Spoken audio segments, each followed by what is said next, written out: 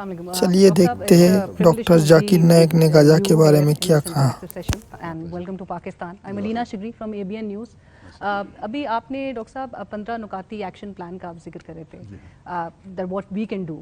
So what is the way forward for the people of Gaza? Should they continue with their jihad and fight against اسرائیل؟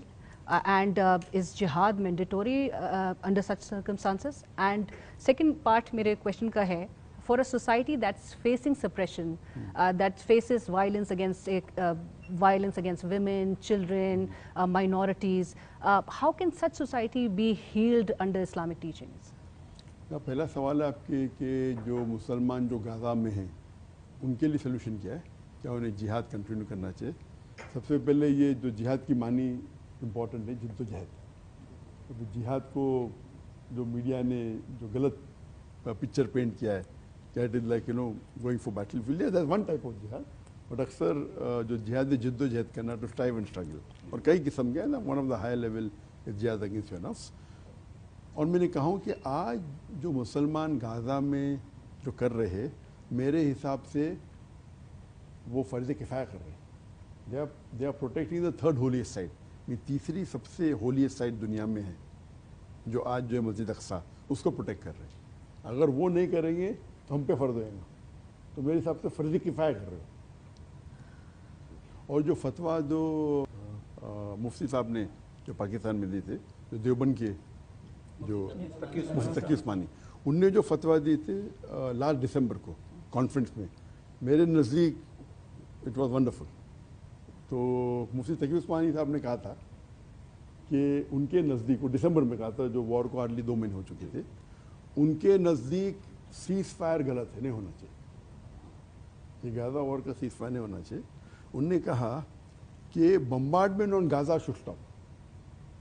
غزہ پہ جو بمباری ہو رہی وہ بند ہونا چاہیے. And people of Gaza should continue fighting against the یہود ٹل the last یہود جو پیلسٹائن سے نکل جائے.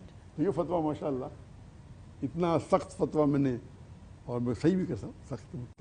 تو وہ کہہ رہے تھے کہ وہاں کے لیے, وہاں کے ان لوگ کے لیے فرض ہے, اگر وہ نہیں ہوئیں گے تو نیکسٹ جو قریب ہے پھر آخر میں ہم پہ بھی ہو جاتا ہے. تو ان نے جو فتویٰ دیا تھا ماشاء اللہ ایک دم بہترین اور ایک دم ماشاء اللہ دا رائٹ فتویٰ. تو لیکن جو غزہ کے لوگ جو جدوجہد کر رہے وہ ہمارے آنکھیں کھول رہی ہے.